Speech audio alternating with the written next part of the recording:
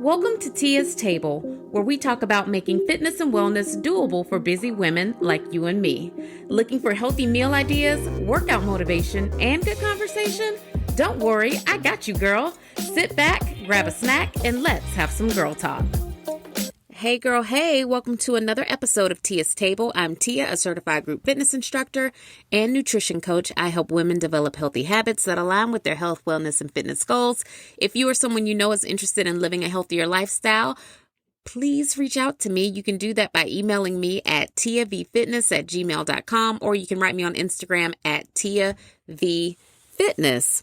My gosh, we are halfway through 75 Hard in the app. For the first 30 days, we focus solely on nutrition.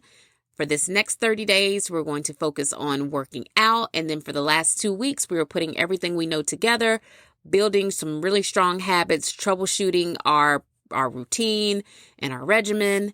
And before you know it, another 75 days will be behind us. And I'm very proud of the results that I'm hearing about, the things I'm seeing people do, and their food logs look amazing. People are taking the nutrition part way more seriously this time around, and that makes my little fitness coach heart so happy. I have a lot that I want to talk about today. This episode might seem a little all over the place, but like I told you on the last episode, I'm trying to marry the two podcasts together. So over the summer, we might notice that, we are talking about things that aren't necessarily always fitness or wellness related, but I think that's okay because to me, part of wellness is just kind of yapping, relaxing, and talking to my homegirls. And that's what we come here to do, right? But before we get into everything, I wanted to talk about what's on my table right now. I made the most delicious, what we will call spring chicken last week, and I had forgotten how good roasted chicken could be. And maybe that is because people have fallen into the habit, and maybe it's just me, of just buying rotisserie chickens at the grocery store or at Costco, because you can get one now for like $5 or $6. So it's kind of like, why would you roast your own chicken when you can buy a whole rotisserie for like $6? But let me just say that my spring chicken tastes nothing at all like a rotisserie chicken. And it reheated so well all throughout the week that I was like, oh my gosh, I have to come here and remind everybody how great roasted chicken is when you cook it the right way and how versatile it is. So let's talk about it. My spring chicken. You want to start with the largest, plumpest, juiciest, bone-in, skin-on chicken breast you can find. The bone-in, skin-on is very important here. If you try to do this same thing with just boneless, skinless chicken breasts, I cannot be held responsible for the dry chicken that is in your immediate future, right? You want to start with the bone-in, skin-on. Season it really well. I use nature's seasoning. I slice a lemon in half. I use half of the lemon and I squirt the chicken with lemon juice. I hold on to the other half of the lemon though, because you're going to slice that and put it on top of your chicken when everything is done. I do a rough chop of veggies. For this one, I do celery, onion, bell pepper, carrots, and potatoes. And you want to arrange those in the pan all around the chicken. And I go ahead and drizzle those with olive oil, and I season those with nature's seasoning as well. I take fresh herbs and I stuff my chicken breasts with fresh herbs. Now, for this recipe, I use a poultry blend and a roasting blend of fresh herbs that Kroger sells. So when you're in the produce section over where they have the fresh herbs in the little plastic containers, normally they're hanging up. You'll see them. Hopefully your grocery store offers the blends. Normally most grocery stores do at least have the poultry blend. So if your grocery store only has one and not both, just get two of whatever your store has. But I got both of those. I stuffed the chicken breasts with the fresh herbs. If there were any herbs left over, like if I couldn't stuff all of the chicken breasts with the herbs, I just kind of sprinkled the herbs on top of the veggies, right? because we don't waste anything. And you put the sliced lemons on top, drizzle your chicken with some of that olive oil once everything is seasoned, whatever. You pop it into the oven on 400 degrees for 90 minutes. When that chicken came out of the oven, I was like, oh my gosh, this is like cooked to perfection, because chicken breast gets such a bad rep. And I think that's because they do have a tendency to get really dry. But if you cook them with the bone in them and the skin on, I promise, and you still got to watch the cook time. Like, don't overcook it, because then it will get dry. But if you watch the cook time and you take it out once it's been in there for about 90 minutes, and I had to do 90 minutes because my chicken breasts were huge. Like, they were like, they were probably not the most well-raised chickens. And I bought these chicken breasts from Kroger, but those chicken breasts were huge. And I think 3 of them came in like this huge pack. So I had to cook mine for about 90 minutes. Of course, if your chicken breasts are smaller, or if you don't have as many, you will have a shorter cook time. So just be mindful after you don't set it and forget it. Be mindful. Go back and check your chicken as it cooks, and you want to take it out when the skin is golden brown, when your pan is full of all of that beautiful golden chicken brothy looking juice. That is when you know it will be ready. This chicken was so good that first and foremost, my family said it was good, which is always like a plus for me when everyone actually likes something that I make for dinner. So that's number 1. Number 2, when I ate that chicken all throughout the week, it reheated so well. Like, it never got dry. Not once. It never dried out on me. I ate that chicken on salad. I ate that chicken as a sandwich. I ate that chicken as a snack. And it was good each and every time. So this is just a friendly reminder that if you don't even like buying a whole rotisserie chicken, because sometimes people don't even like doing that because you have the different parts of the chicken and you have to kind of cut it down. If you want to bypass all of that, I promise you it will be worth it. It takes no time at all to season it up and pop it into the oven. You can do other things while it cooks. And once you have it done, you have a week's worth of chicken. Unless you're sharing it with other people. But if not, then you have a week's worth of chicken that you can eat a million different ways. I will make sure I put the recipe to this spring chicken into the newsletter so that when it goes out in the middle of the month, people have it, because it was just that good. Love it, love it, love it. Okay. You guys, I, like a lot of people, I sat on my couch the other night in what was probably the same workout clothes I had worn to Pilates that day.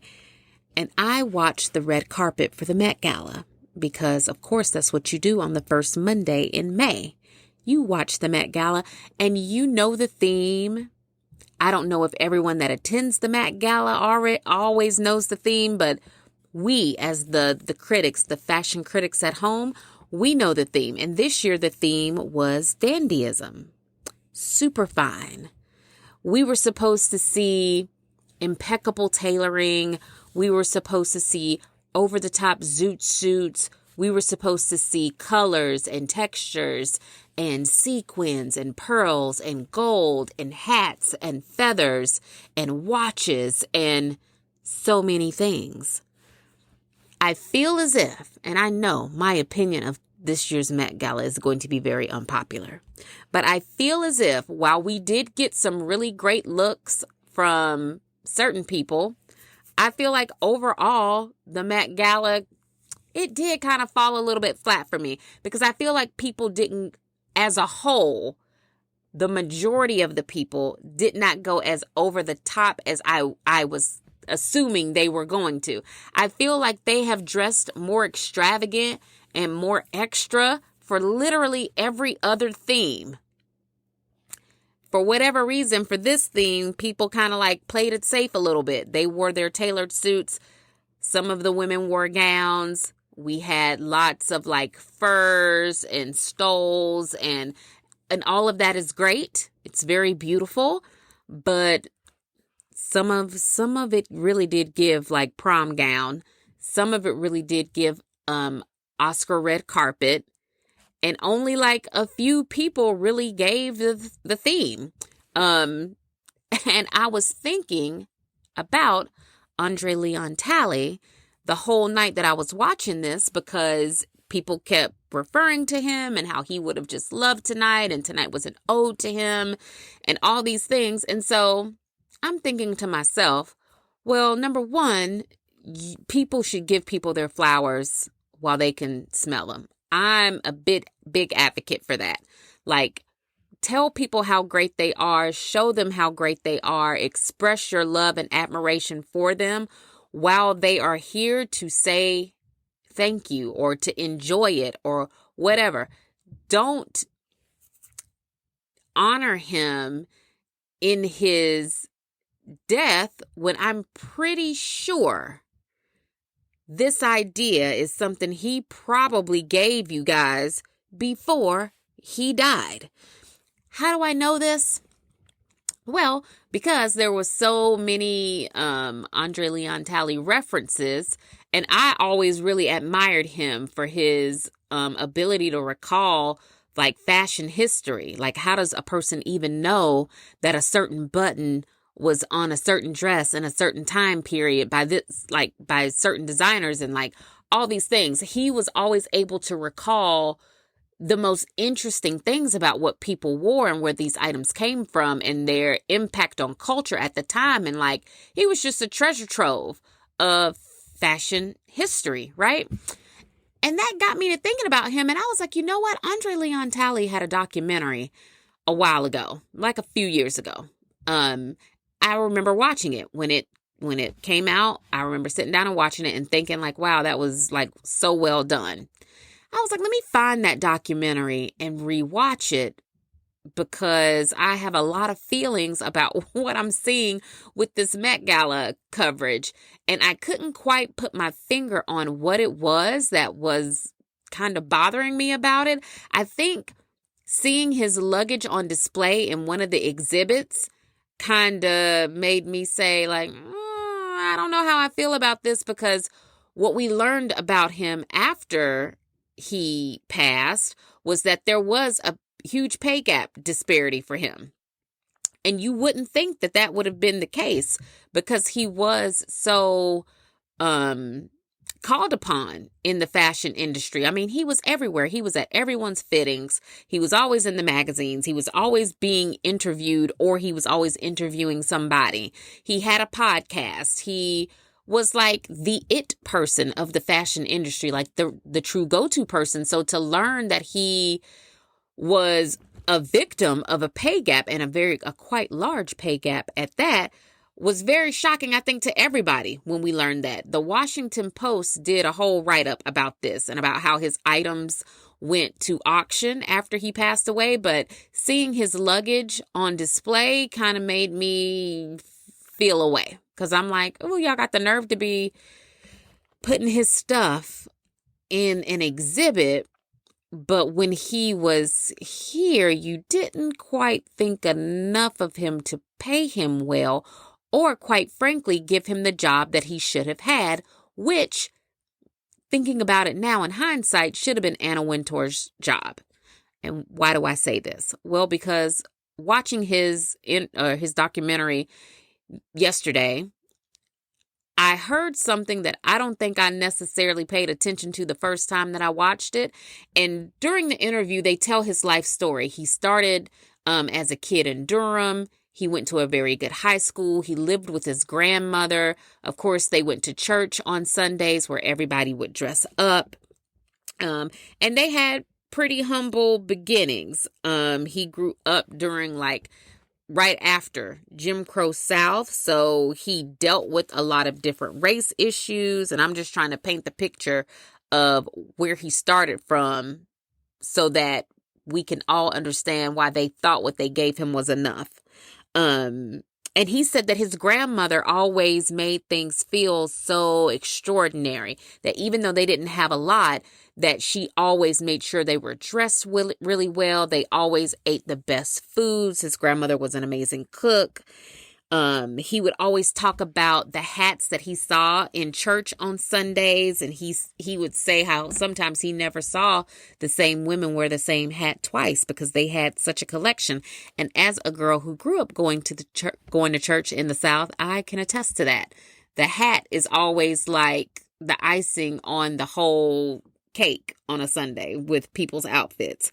But after graduating from high school, he got a scholarship to Brown University. He gets to Brown University and becomes friends with some of the kids that go to Rhode Island. I think like Fashion Institute was the name of the school. But he starts writing an article, a style article. It was kind of like a lifestyle beat for that time for their school newspaper. And it becomes pretty popular. Like that group of kids were the kids the guy that was in the documentary that was a part of that friend group said that they weren't necessarily always being invited to do the coolest things, but they themselves always treated each other like they were. And so they would get dressed up, literally, they would get dressed up with nowhere to go. But that was just kind of their thing and what they did.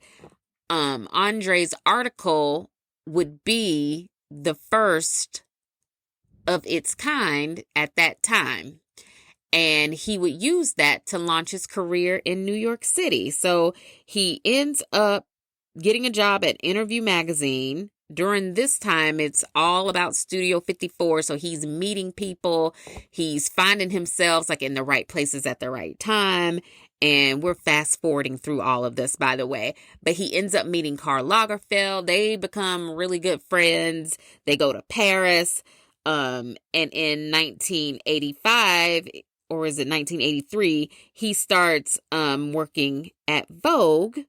And he got that job because after he met Anna Wintour, she says, and she says it in the documentary, that when she met him, she recognized that his fashion history and his ability to just know everything about everything from the fabrics to where the fabrics were made and their historical importance and all of that. She said when she could tell that his brain was basically like an encyclopedia of fashion, she immediately hired him because she knew he knew more than she did. And so hearing her say that this time, I thought to myself, so basically you, Anna Wintour, have become very famous for being this fashion know-it-all, this fashion icon. People give you so much credit for being so progressive in the fashion industry when it comes to how you put the magazine together, when really the brains behind that this whole time was really Andre. Like you were getting all those references and all of those ideas from him. And he was telling you how to put them together. And he was telling you how to style the models. And he was explaining to you why certain backdrops in photo shoots were the right thing to do. Like he was giving you cultural reference so that when someone like me flips through Vogue magazine, I feel like not only do I see myself, but I almost feel like, oh my gosh, Vogue knows about girls like me. Like those models have cornrows. Like, no, that was never Anna. It was Andre. And so when you think about the fact that people with his similar job were apparently getting paid like 7 figures, and he was only getting paid closer to the lower end of 6 figures, you say to yourself, well, you already kind of know why that is. You know why he wasn't getting paid what he was getting paid and why he was never maybe given a title or the job that he should have had. It's kind of like you know why, but you're like, how is that possible that they were able to hold him there? And it's weird because you think about it and you're like, oh, but he was in front of everybody. He was always with the right celebrities. He was always at the right fittings. He always seemed to be and know everyone. Yet I feel like everyone that knew him was kind of complicit in him not necessarily getting what was due to him. while he was here to enjoy it. And the reason why I wanted to talk about that on this call was because in his documentary, he said a couple things that really stuck with me. One of them was, he said, to cultivate your own universe and invite the ones you love in, which is what we talk about here all the time. Maybe I don't say it as eloquently as Andre did, but I was like, yeah, when he said that, I was like, yes, Andre, absolutely. I'm supposed to be creating my own universe, my own world. And of course, he expressed that through fashion, and we would all probably express it in different ways that make sense for us. But I'm like, yeah, absolutely. I'm supposed to be cultivating my own world and my own universe, and then inviting the people that I love into it, instead of it being the other way around. Instead of us getting pulled in 8 million different directions and us getting pulled into other people's universes, what they want and what they need, we're supposed to be cultivating our own, and then we pull people in. That really stuck with me. And then he also said that moments should come to you every day. And of course, he was talking about that in terms of like what you wear, like you should have a special little fashion moment every day. But when he said it, that hit me too, that I'm like, yeah, we should be having special moments every day. Every day, we should be taking the time to kind of feel special. Maybe it is in what you wear. Maybe it's in something that you do, or maybe it's in something that you don't do. Maybe there is some type of special feeling you get from saying no, or saying I'm not going to do such and such today, or I'm going to take a day off, or whatever. I'm calling in sick. Whatever it is, you take that special time for yourself that day.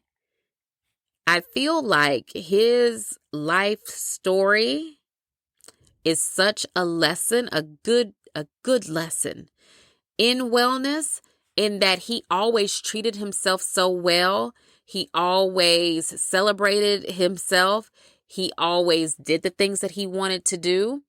He always spoke up for himself, or at least the documentary portrays it to be that way. Now, of course, we do know that him and Anna had some type of falling out right before he passed. And while we don't know exactly what the terms of that falling out are about, we know that, these days anyway, she speaks of him very highly. So maybe they were able to make up before that. But to me, I'm like, he always spoke up for himself. So I wonder if he used that same voice in his career. Like when it was time to speak up for himself and try to like advocate for a different position or higher pay. Like I wonder what those conversations were like for him. Because what I do know from watching the documentary is that he also talked about a loneliness that he felt. And even though he treated himself really well, like when you watch the documentary, you see him get a facial, like you see him going to get his hair cut.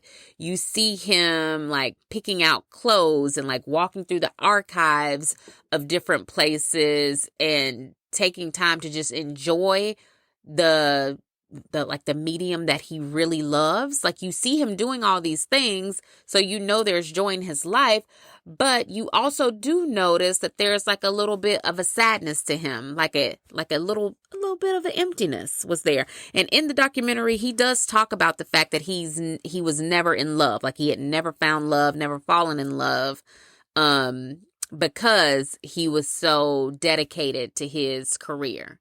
So in a lot of ways, maybe his life was not as balanced as he would have hoped for. And that was another lesson that I took from watching him, is that like, oh yeah, you gotta always remember to not have all of your eggs in any one basket. You kind of have to sprinkle those eggs about, especially these days when eggs cost $1 million. You want to sprinkle those eggs as far and as wide as you can. You probably want to have a little Easter egg hunt of balance, having eggs everywhere. So that any one time when you feel like you need to tap into something, then there's going to be an egg waiting for you there. And I don't know how often we necessarily get to do that. Just from like my talks with women, I don't know how often we get to really enjoy any one thing at a very deep level at one time, because we're always maybe present in the moment, but like that next thing that you have to do is kind of like its own deck, and you can always see it and you can feel its looming presence, your to-do list. And I wonder how we turn that off. Like, how do we make sure that we live a life like Andre that is so very much full and rich and is luxurious, and we romanticize the things that are important to us, but we also make time for other parts of our lives, and we try to get those things right too. And maybe on this podcast, since I'm the only one up here really talking, I mean, we're in conversation with one another, but maybe we don't talk about relationship building enough here. But there was something about that in him, and like the lack of it and the way he expressed it, that really like almost like broke my heart for him. And so I want us to try to start talking about that more. Maybe that's something we can talk about over the summer. Is like, what is it? What does it really mean to be a woman our age, navigating all kinds of relationships? The relationships you might be in romantically, but also the relationships you might be in with your friends, which brings me to something else that I wanted to talk about. I don't know if people have seen the clip of Issa Rae going around the internet. Let me see if I can find my other phone and play it for you, because on this clip, and I think she was at Michelle Obama's podcast, and here it is. I am not a check-in every day type of person. I'm a very much, when I'm here, it's all about you, but I don't check in as often as I should with friends. And I've been told that in the past, and I've adjusted, but you just have to tell me, but it's not a natural instinct. And so with this, I understand, like, Eva being like, this is kind of a high maintenance friendship in a way where I'm not going to be the same type of giving friend that you are to me, but I will show up in the ways that I can. If you need me, I will always be there. And so that would make me consider like, oh, am I a bad friend because I think about you, but I might not text you to be like, hey, I just want to make sure you're okay. But you should know that I would hope you would call me if you weren't okay, and know that I would show up for you and be there for you. I'm just not I'm not considerate. Yeah. I'm not a considerate friend in the way that I would like to be. That's a pronouncement there. It's true. And it's like one of my biggest flaws, because I'm just so work focused that I'm not like, I'll think about you, but not tell you that I'm thinking about you. Right. Okay.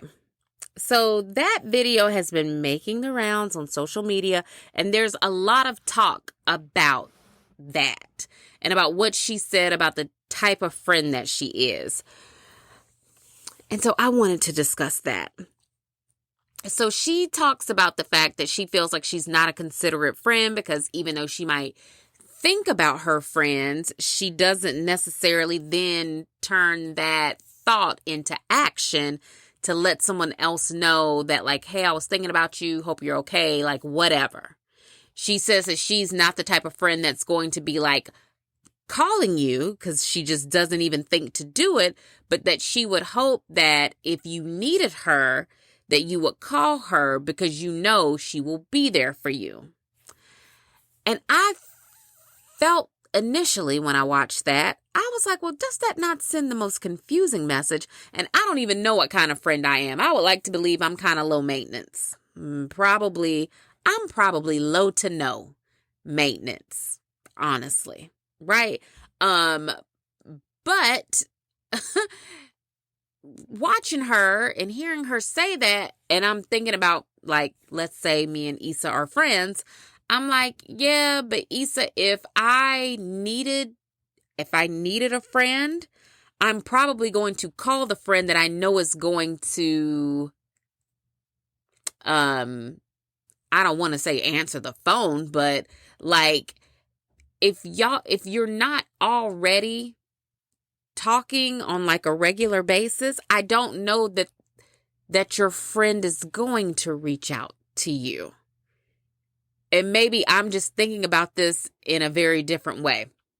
But to me, I'm like, oh, if something was happening in my life and I needed a friend, I'm going to call the friend that I know I talk to the most often, because I'm probably just more comfortable with that person, because we probably have somewhat of a strong relationship because we talk often. I would feel comfortable calling them and telling them whatever, or asking for help, whatever. I don't think I would call the person who I never talk to or hear from. Maybe it's like a better way to put it, because I'm pretty sure if her friends text her, if they call her, she seems like she says she's answering the phone, or she's like texting them back if they reach out to her first. But I'm like, if I needed somebody, like she's saying, well, I would hope that if they needed something, they would know that I would be there. And it's kind of like, well, I don't know if they would know that if you guys don't have more of a reciprocal relationship. Yeah, I don't know. But then just reading through the comments of this video, and it's everywhere, so just go through the comments if you happen to see it somewhere. Reading through the comments, a lot of people are like Issa. A lot of people are saying like, yeah, I might not talk to you all the time or text you every day because I don't need that from a friend, or like I don't even want to be that kind of friend, because people are like, they're busy, they're this, they're that, whatever.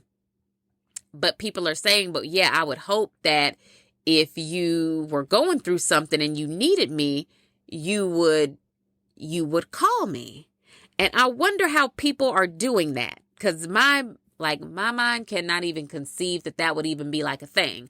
I'm like, okay, if I needed a friend, if something was happening, I'm probably going to call the person who I feel like also calls me and checks on me, because I would feel like that person had an interest in what was going on in my life. Not that people who don't call or text that often, not that they don't have an interest in what's going on in your life, because clearly she says that she just thinks about people, but then doesn't actually put the action behind it. And then there were people in the comments saying like, oh my gosh, like I hate friends like this. And they were saying that friends like this have main character energy, and they expect everybody to always make friendship easy for them. So like, yeah, if I'm texting you all the time, or if I'm calling you all the time, that makes it easy for you to be in this relationship with me, because you don't have to do anything. You're just on the receiving end of me being a really good friend. And so I thought that whole conversation was very interesting, because I'm like, yeah, as someone who is 41, I guess I don't really think about how friends show up, because people are busy.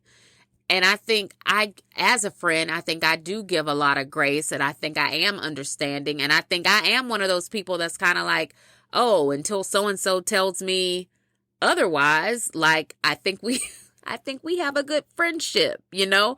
Sometimes I do think to myself, like, man, I feel like me and my friends should be talking more. Like, I feel like since we are doing life together and we're going through life together, I feel like maybe we should be having more conversations. And I don't mean every week or anything like that. But sometimes I'll hear people say like, oh, me and my girlfriends have like, I don't know, like a standing like group call once a month or something like that. And I always find that to be so cute.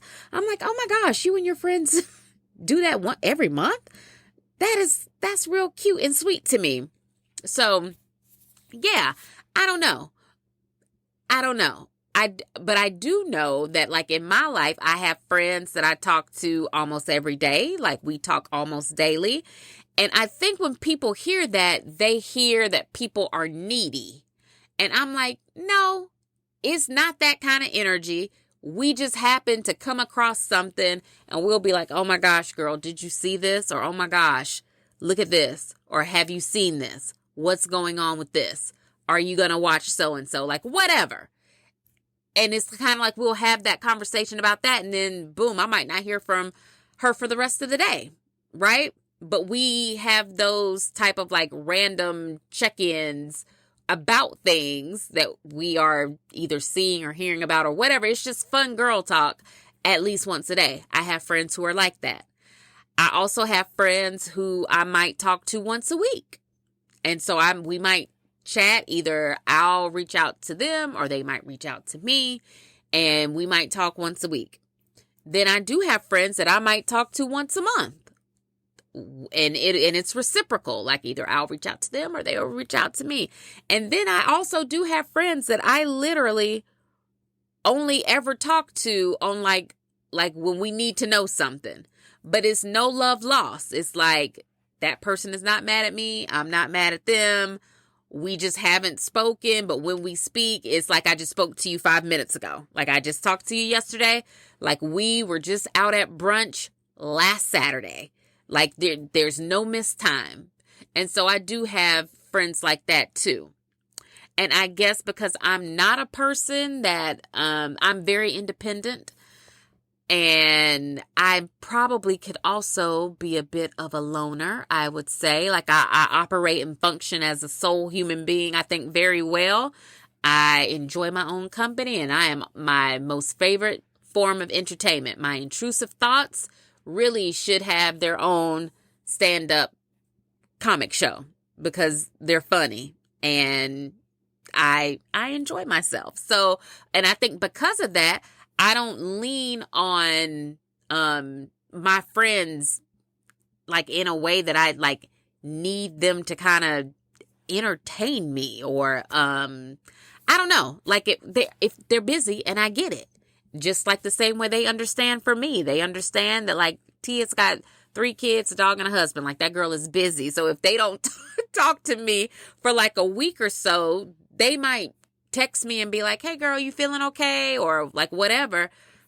But it's never like, oh, I'm mad at you because I haven't spoken to you in 2 weeks or anything like that. Like, that, reading those kind of comments, that was wild to me, because I'm like, oh, wow, you think that if someone hasn't spoken to you in like a couple of weeks, that automatically means there's a problem? Like, that is, wow, that is a lot. And so I wonder, how often do people expect to talk to each other? And this is just straight like friendship, platonic friendships, right? How often do people really expect to talk to their friends? And as long as it is reciprocal communication, should it matter how often you guys talk? As long as you feel like you're not the only one reaching out every single time. That whole thing really has piqued my interest, and it has made me want to talk about that more. So maybe I can grab a few of my girlfriends. Maybe I'll wait until school is out, because everyone has children, right? So maybe once all of our kids are out of school for the summer, I'll try to have some of my girlfriends on the podcast, and we can kind of talk about our friendship dynamic, and maybe what I would love to do that. What they really expect from me as a friend. And maybe I'll do the same, and we can kind of just go. But I would be willing to bet that anyone that I invite up here, they're going to say like, oh, Tia, like, girl, we don't have them problems. Because we really don't. We really don't. And yeah, and I can't even relate to people who have those kind of like catty, mean girl friendships. Because, that's why I had to stop watching all of the housewives and like all of the wives, Basketball Wives, Love and Hip Hop, like all of that stuff. I literally had to stop, because I'm like, this is not relatable television to me. Watching women that are supposed to be friends, I guess, but watching them constantly go at each other for one reason or the next wasn't anything that I could relate to. And it used to kind of stress me out. Like, I would be tired when Real Housewives of Atlanta went off. I would be tired. from watching them go at each other for a whole hour. So yeah, I wonder, I wonder what maybe Issa's friends think about that. Hearing her say she feels as if she's an inconsiderate friend. I wonder if some of them were sitting home watching that like, yeah, that tracks. Like, yeah, you are inconsiderate. Like, or maybe she's friends with people who are in her same line of work and everybody is so busy that it's kind of like, no, girl, ain't nobody checking for you like that. We see you. We see you. When you invite us to something, we come. And same, like when we invite you to something, you come and like it's all love. I don't know. Please write me about this because I'm super interested in the friendship dynamics of women who are 40 and up. What do y'all expect from people? What do you feel you bring to the table as a friend? And how do you feel about the whole like friendship thing as a woman this age? Like, are y'all really expecting to see, like, are people really thinking like it's an episode of Girlfriends or like Sex in the City in real life? And if you have that kind of situation in your real life, please do also tell me that because I will find that to be incredibly fascinating. If y'all are like a group of friends that actually sees each other regularly, talks on the phone, and like if y'all are that, if you have that in your life, please message me because I would like for you to come on this podcast and talk to everybody about it. Something else that I wanted to talk about before we go today, it was a couple other things actually. One of them was the fact that I've been going to the library a lot lately, right? Because for part of my wellness journey, slowing down to me definitely includes reading. I find that when I sit down to read, it really does relax me and like calms my nervous system, all that stuff. As I've said before, I'm in the Pouring Over Books book club. We're reading all Black chick lit all year. This month, the book selection is Waiting to Exhale by Terry McMillan. And gotta admit, I've seen that movie a million times, but I never read the book. Reading the book, if you can even believe it, is better than the movie. And the movie was fantastic. Like the movie is a classic, right? But reading the book and just imagining more little details that maybe the movie wasn't able to show or like fit has been like so good. But anyway, going to the library is something that I have started doing. And when I go for like an hour. It's so quiet in there. I go and for the most part, I'm checking out novels like that we have for book club. I've been checking out a lot of cookbooks and I've been sharing the cookbooks if they're any good over on my Instagram. So check in for that every so often. But I've been getting a lot of cookbooks because, you know, cooking and baking is one of my hobbies. And so I've been studying like how to make pasta and how to become a better cake baker and cake decorator and all these things. I've been checking out books on poetry. I checked out a James Baldwin book because don't judge me. We listen and we don't judge. I've never read James Baldwin until now. And I'm like, I don't know. I just feel like the library really has opened up a whole new world for me, which is wild because it's like I've known about the library my whole life. When you are in school, you go to the library a lot for projects and papers and all of that. Once you have kids, you go to the library all the time for story time. And then I guess once my kids kind of aged out of going for story time, I forgot that you could actually go to the library for yourself. But I got my card back active and I've been going. And when I go for like an hour and I walk so slow up and down those aisles. I run my little fingers across every book on the shelf. I slowly look for things. I have the library's app downloaded on my phone. So I make a list of all the books I want to look for before I go. I go and I one by one, I find them. I flip through the pages.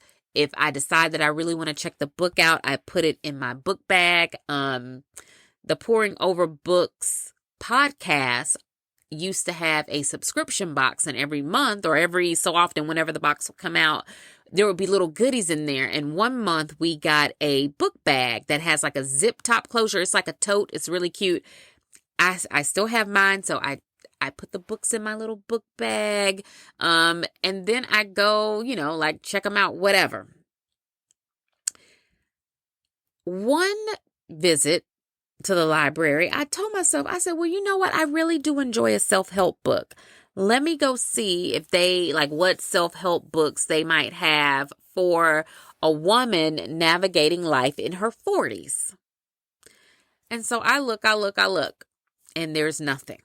They had a book for women in their 70s, believe it or not, but nothing for women in their, not anything, not their 30s or their 40s. Of course, they had books for younger women. They had those, but nothing for the rest of us. That's like between the ages of like 30 and 50. And I was like, that's strange. Well, I thought to myself, well, I do live in a small town. Maybe my library just doesn't have this book, but the book has got to exist. So then I go on Amazon, and I know how everybody feels about Amazon right now. I wasn't going up there to buy nothing. I was just merely using it as a search engine. So I go on Amazon and I type in like self-help books for like women who are 40 or whatever. And I got a lot of coloring books, and I got a lot of journals. And I think I may have gotten some books that were like a combination of the two. I got prayer devotionals. I think I did see a couple prayer devotionals. But as far as there being like a self-help book for a woman navigating her 40s, there was nothing. And because turning 40 is such a pivotal moment, I feel like in a woman's life, I was like, why hasn't anybody written a book for this yet?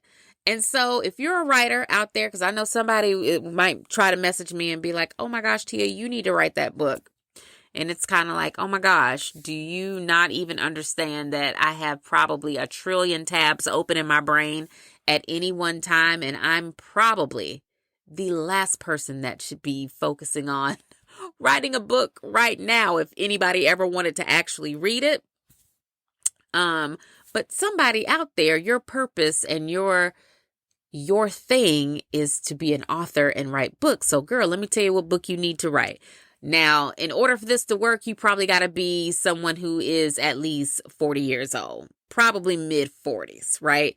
Because people got to be able to trust you as a legit source for this information. So you've got to have gone through your 40s somewhat, but you want to write a book about coming of age, but like 40, right? A coming of age story for the 40-year-old woman. You could write about, definitely, you have to write about perimenopause, but like in that girlfriend speak language that everybody can understand. Like, we don't got to get too heavy. You can kind of keep it fun and cute, but tell us all about perimenopause and menopause and how it sucks, right? Got to have a chapter on that. You have to have a chapter on what 40-year-old women could be wearing, like as far as style goes, because I feel like that's a very tricky subject for us, which the answer to that is you wear what you want to wear, right? But like, how do I do that? Because I'm not a girl. They say I am a grown woman, but maybe mentally I don't always feel like I'm a woman all the way yet. I feel like I still have some growing up to do, and sometimes my style reflects that. So how can I still be like youthful and fun, but also still look like someone that demands your respect? Like, somebody needs to write that. You need to put it in a book. So we've got the perimenopause, we've got the style. Then there should be some type of chapter about relationships in your 40s. And you've got to cover the gamut here. So you've got to talk about how important it is to have good girlfriends in your 40s. Ones that you can actually call and be like, hey girl, I woke up today feeling like so-and-so. Like, have you ever felt like that? Or girl, my cycle is doing this. Have you ever experienced that? Like, you need to have the friend thing in the book, right? Then you should also talk about romantic relationships, right? You should talk about the 40-year-old woman that that's married, and maybe she's been married for a while, and like her kids are like still living there, but maybe they're closer to being like graduating from high school or something like that. So what does that look and feel like as a woman in her 40s? Because you're not the same person that you probably were when you got married, if you got married younger, right? What is that like? What is it like for a 40-year-old woman if you are going through some type of relationship transition? So maybe you've been with somebody for a long time and y'all have broken up and you're dating again. Like you were never married, but like you're dating again, but you want to get married. So what's that like? What is it like dating for marriage as a 40-year-old woman? You should also talk about just dating in general, because there are women out there who do not seek to be married, right? So what's that like for her? Is she on apps? How does she stay safe? Like, how does she make sure these people aren't crazy when she's meeting them up? That would be fun. And then you could also have one or like a little section in there about the woman that might be going through a divorce. Like, she's been married, they've got kids, but things just didn't work out. So what is that like for her as she's navigating those feelings and she's getting herself back out there? There's so much we could write about. We should be writing about how to keep your hobbies and keep your interest and all of that as a woman in your 40s. We should be talking about like self-care. Like, what are the things we absolutely have to do? Like, do we have to get massages? Do we need to get a facial every month or every month and a half? What kind of hair treatment should I be doing to keep my hair from like thinning too much? Should I be dyeing my hair? Should I not be? Like, the whole beauty, skincare, taking care of my body thing, working out, eating well, like all of that. There should be a chapter on that. And what am I missing? What am I missing? Oh yeah, maybe a chapter on career and where you are, like in your 40s. Should you be looking to switch jobs and like chase a bigger paycheck or a bigger title somewhere?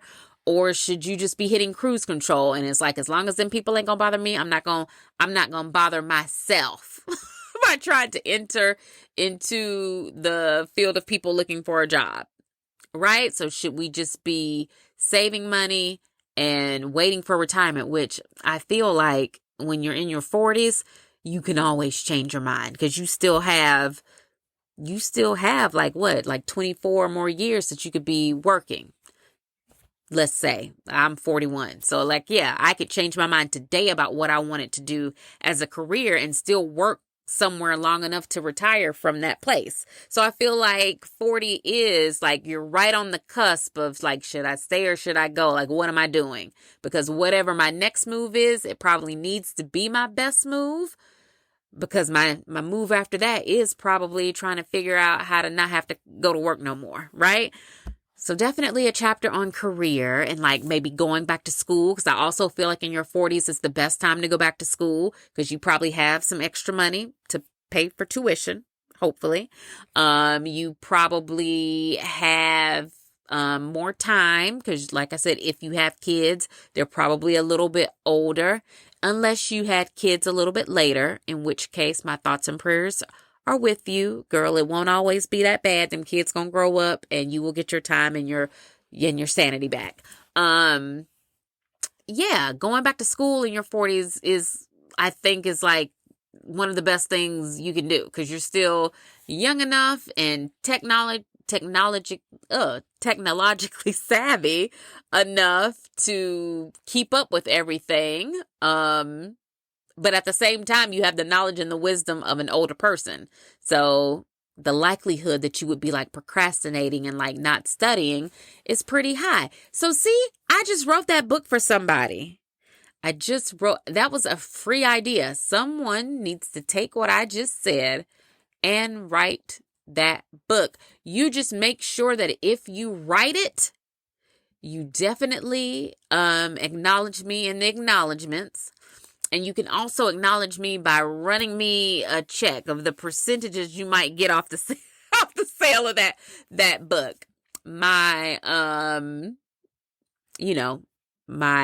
my podcast episode will be proof that idea did not just come to you out of nowhere. What else? There was, I think, one more thing that I wanted to talk about, and then we were going to call it a wrap. Yes, that Fabulous at 50 reel that was getting passed around the internet, and it's got all of like the girls from the 90s in it, and it talks about how good they look even in their 50s. And because we're all friends here, I just wanted to say that reels like that literally make me want to pull my hair and scream, because what you're saying to me is Sanaa Lathan and Nia Long and Gabrielle Union and Halle Berry and Jada Pinkett Smith and Lela Rochon and Vivica Fox and all these women who have always been like beautiful when they were younger, of course. And for the most part, all of them pretty much look the same as they did when they were younger. But what you're telling me is that that's what y'all think 50 looks like. And this is something else that gets talked about a lot on Threads when people will post a picture and be like, I'm 45, but I don't look a day over 25 or whatever. Like, people are always telling me I look younger than what I am, yada, yada, yada. When I see stuff like that, I'm like, number one, it's nothing wrong with looking your age. Like, and I've said that before up here. I don't want to look like young. I want to look appropriately youthful for someone who is actually 41. Like, I want to look my age. Like, I feel like looking older, there's a certain level of being distinguished that comes with looking older, that only an older woman can give. And not that I want to look old, but I'm like, I want to be appropriately youthful. I don't want to look 20. Like, I don't want to look 21. I don't. But the whole argument about that reel and what people say on Threads when it comes to like what women look like, I'm like, I hope people don't start thinking that like all of us either should look like that or we are going to, or like it's possible. That's what I want to say. I think people think that it's possible for everybody to like look like that. And I don't know what all it takes for a celebrity to look the way they do and how they have a fountain of youth that no one else has been able to tap into. Like, I don't know anything about that. Right. But what I do know is that I'm also not trying to stress myself out trying to attain it. And I have talked to a friend about this before. It's like, I want to do things and I want to take care of myself. But the second it starts to feel like I'm stressing myself out just to look young or look younger, no. So as much as I love all of our, actresses from way back when I look at them, I say like, oh my gosh, like, of course she's so beautiful. But I never say to myself, like, I need to look like that. Maybe I do say, I need to take better care of my skin or whatever. But I don't necessarily say, oh my gosh, when I'm 50, I hope I still look young. I think I do say to myself, when I'm 50, I hope I still feel like as good as I do now about myself. Like, I still want to feel great about myself, obviously. But I'm like, the whole attaching that to the pressure that I'm sure they are under to look young. I'm like, oh yeah, no, I don't want that. I don't want to do that to myself, which is why I've said up here before, the day that if you ever hear me say I'm going to get Botox, please know that someone has trapped me in the trunk of a white van and I'm no longer in a safe situation. That's going to be my safe word, or like my code word for Tia is in danger. If you ever see me say, because in my opinion, I'm like, that stuff actually does make you look older. You don't have the fountain of youth that you think you do. And it's not like, people normally are like beautiful just the way they are. Even if they do start to show signs of aging, they're so pretty until they start dabbling with the things. And I'm like, once you start dabbling with the things at some point it crosses from being a cute little enhancement that we couldn't even really tell you did it or you had it, to being like, oh my gosh, now she looks 70. She might need that book that I saw at the library. Because I personally feel like that stuff ages you. So I don't know.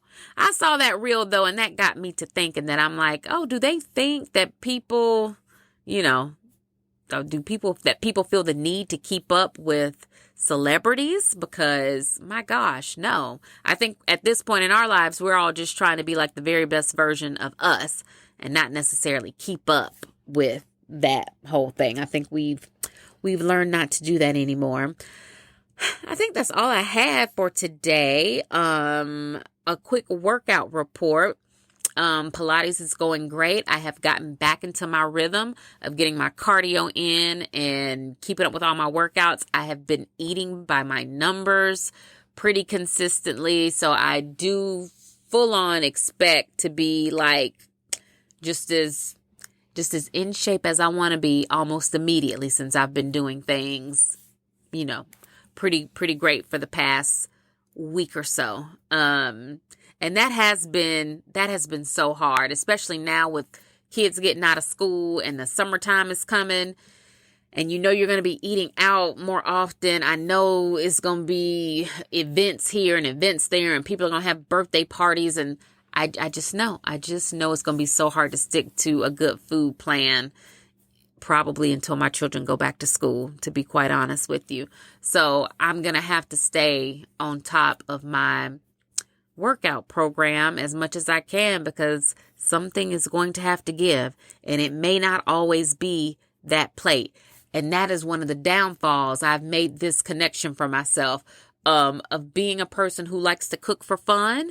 And so I've had to tell myself, like, Tia, you cannot always be like, oh my gosh, I need to make a pound cake. Or, oh my gosh, I think they need a red velvet cake. They don't need that. They don't need it. Or sometimes I'll be like, ooh, let me try making, like, because y'all know I'm very much so into making the pasta. I'm like, ooh, let me try making some pasta. And I'll make that. And it's just like, no, Tia, you can't keep doing this. You're going to have to start cooking like healthier things to kind of feed your cooking hobby. And so because of that, this weekend I'm going to make a Manhattan clam chowder, but I'm going to make it with like a bit of a southern twist, like I talked about. And I think I talked about that in the last episode from the cookbook club that I was in. So I'm going to do that. And I feel like the cooking and the going to the library and all of that has been really good for my wellness. And I have been focusing on that too lately, just as much as like my whole workout routine and trying to eat right. So all of that is going well. A couple random and relatable things that we could just speed right through these, because they are super quick and we don't need to say much about them. The way they did Shador Sanders was messed up. Chloe can keep that guilt-free popcorn. Sinners was just as good as everybody said it was. Fantastic. I really do want to see it again, but I don't know that I'll be able to make it back to the movie theater before it goes out of the theaters. I have been watching some new shows that are absolutely amazing. One of them is called Friends and Neighbors, and it's on Apple TV Plus. So if you have Apple TV, go up there. It stars, what is his name? It just escaped me, and y'all know I did not write it down. Oh, but it's the guy from, is his name John Hamm? Was he in Breaking Bad? Was that the name of that TV show? I never saw that one. But anyway, he plays this rich man. Okay, so is this going to be spoiler alert? See, I don't know. So possibly spoiler alert. This is a quick synopsis of the show. He plays somebody. Oh, I'll say it like this. He plays somebody that he just doesn't need to be committing the crime that he's committing. And you would never think that he would be a person that would commit that crime. But he's doing it. And he's getting away with it. And the show is great. So watch that. Friends and Neighbors, Apple TV. But let me tell you what also was really good with Tina Fey and Steve Carell Coleman Domingo, and who else is a big name on that show? I can't think of who else was on it. What is it called? 4 Seasons on Netflix, because I didn't write this down either. 4 Seasons on Netflix was so good. It was a nice, lovely, lighthearted binge, but also, to me, very real, but not done in like an over-the-top way. Not the script or the plot, nothing about it. Hilarious, like so funny. Very enjoyable. Very enjoyable watch. Please watch 4 Seasons on Netflix and then come back and talk to me about it, because there were certain parts of that show that I was just like, oh my gosh, yes. And I literally cannot discuss this with anybody because I don't know anybody else that's watching it. So watch that if you haven't. And I think that's it. I think that's it. Yay. Well, thank you for joining me on this call, girl. I know I sound tired. It's what time is it? It is 8:56. It's almost 9 o'clock on Wednesday night. And so I'm going to go get ready for bed, read a little bit of Waiting to Exhale. Stay tuned for more episodes. And until we chat again, remember, while you're out, compliment a woman, say something nice to her, make her day, make her smile. Don't compete, don't compare, don't complain. What God has for you is for you. And never knock another woman's hustle. Love you, girl. Bye.